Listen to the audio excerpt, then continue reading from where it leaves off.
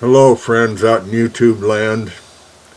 It's your old buddy Lee here again. Going to have part 2 of the genealogy discussion. I wanted to keep my word and come back and give you the names of 2 places where you can go and get involved in genealogy, the science of researching family trees. Both places, Familysearch and Wikitree, are both free services.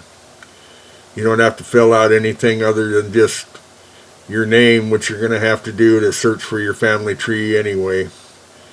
Just your name and username. I'm sure you're all familiar with the setup on a service like this. You can search for either Familysearch or Wikitree, and it'll take you right to a link where you can go and click on it and go there and sign up. Both services are real good.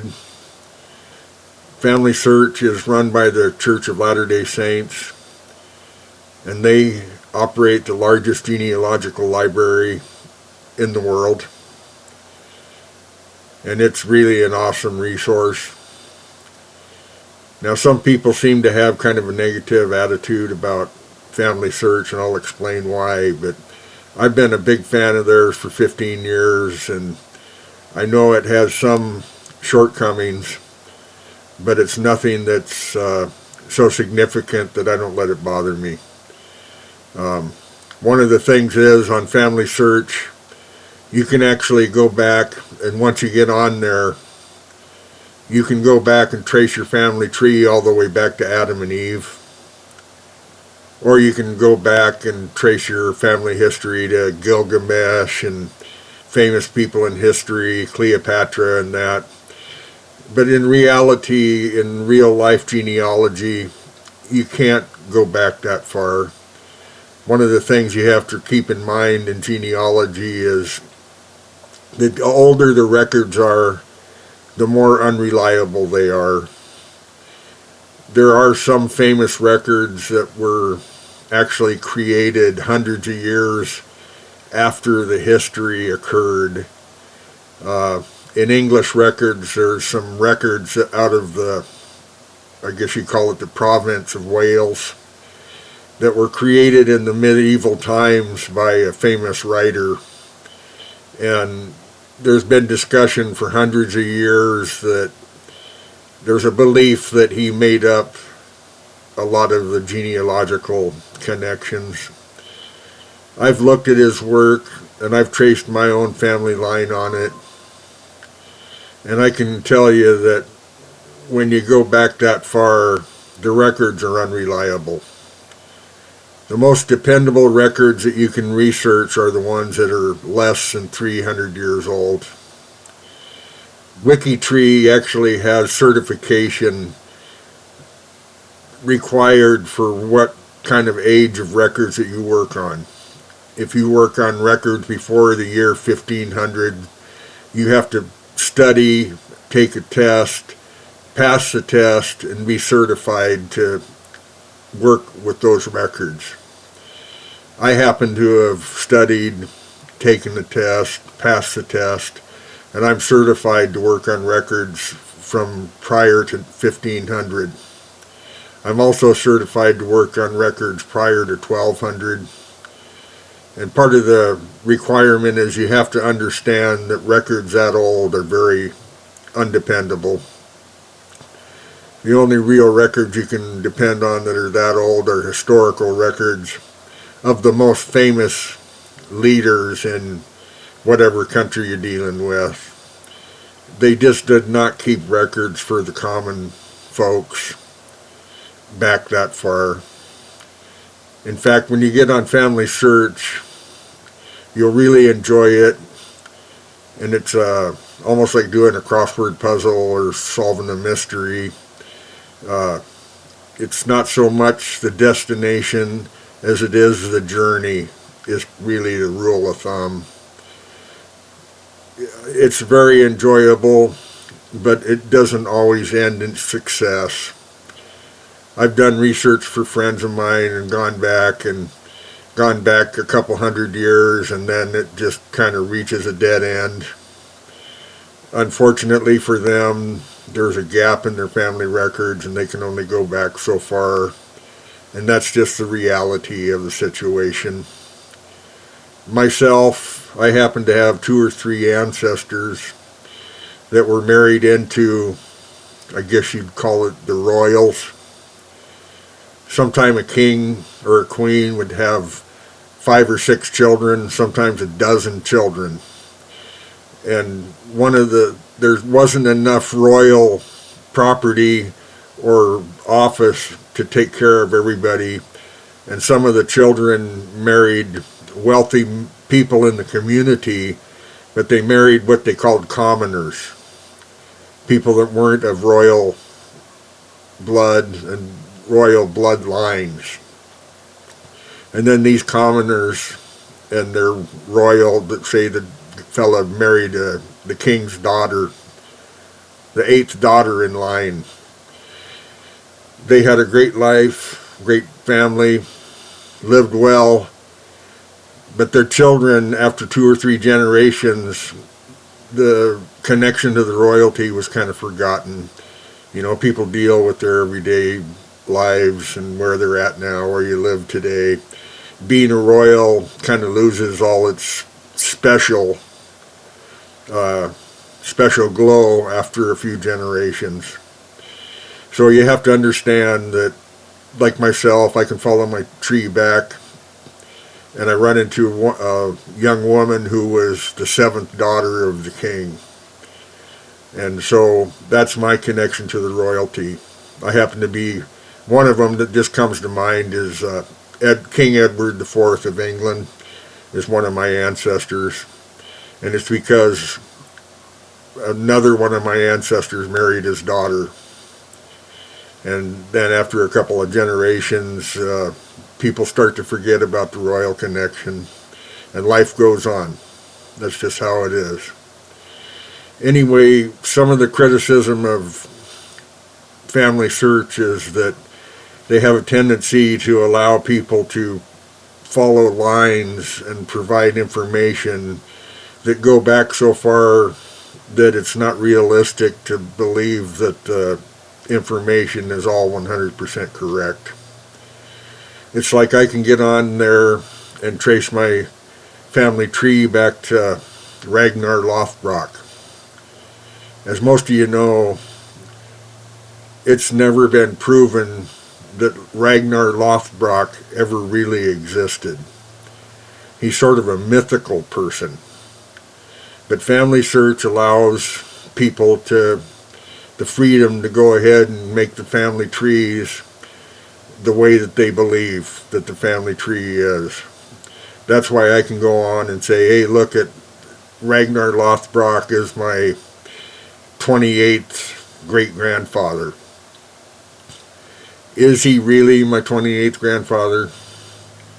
Chances are that he really isn't. Also, my connection to William the Conqueror. It's a little sketchy when you go back to the year 1100. We like to believe that we're related to famous people. We like to believe that we're related to historical people. Personally, I like to believe that I am actually a descendant of William the Conqueror. But can it be proven beyond any reasonable doubt? I'm a genealogist, so I have to be honest, and I cannot say that I can actually say with certainty that I'm really a descendant of William the Conqueror. The same applies to other famous connections that go back that far. It's just not realistic to believe that they're all perfectly legitimate records or they're all accurate. If you go back to about 1800, maybe 1700, you can usually be pretty certain that the records are accurate. Most of them are taken from family records and church records. But even then, for some people, there can be issues on how really accurate the records are. I would just, like I say, suggest enjoying it and accepting it for what it is. It's not perfect. There's holes in the system, but don't let that stop you from enjoying the last couple hundred years of the research that you do. When you sit down and get started on Familysearch and Wikitree, and I would suggest you start with Familysearch, start with yourself. Put down your name, your birthday, the city you were born in, your mother, your father, the cities they were born in and their birthdays. Put down the day that they passed away if they are deceased, like mine are. Fill out everything you know about yourself first, then your parents, and then go to your father and fill out everything you know about his parents. Their first name, their middle name if you know it, or their initial and their last name, their birthday and the day that they died, and where they were born. Sometimes you get lucky, and by the time you get done with your grandparents and then do a search on Familysearch, which you'll see how all that stuff is done. We'll talk about it in another video. I can't cover everything in one video, but a lot of times when you get your grandparents in there, the tree will fill itself in. You'll find out that other genealogists have already been working on your family tree. And if it's not another genealogist that's been working on it, the Familysearch automated system will go through and make connections to people that it knows are connected. Often I go in for a friend and look for their family tree, and I've found amazing family trees that were rich and full, and they were just sitting there like a bird on a fence waiting for somebody to come and discover them. I'm telling you, you may be one of those fortunate people where you get on there, and as soon as you finish putting your grandparents' information on there, bingo, you make the big hit. You find you're connected to royalty in France and Spain and Scotland and Ireland. You find out you're connected to William the Conqueror, and it goes back to Charlemagne and goes back to Julius Caesar. Sometimes it happens that way for some people, and they sit there and they go, you know, I never even dreamed. I never had the slightest clue that I had a massive family tree so rich and so full sitting there, and I never even knew about it. You know, the only way you're going to know is to go there to Familysearch and take a look. You might already have a tree that'll blow your mind. And I've seen it. I can actually think of friends of mine that I've sent them a message and said, my God, you know that you've got a direct connection to the royals in England? One of your ancestors married the daughter of the king, and they didn't have a clue. I gave them the instructions on how to sign on, and they went there, and they couldn't stop thanking me for the discovery that they made.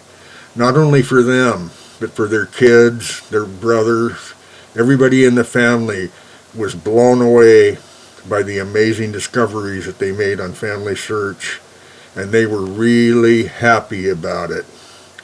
And I believe that if you go on there and you hit the jackpot and find a big old connection to the royals, find out that you're related to King Robert the Bruce and that in Scotland, you will be ecstatic.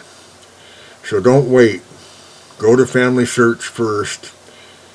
Make your discovery if possible, and then come back and we'll have another discussion again about some of the other steps you can take to make more discoveries. Have a great evening. Thank you for coming by.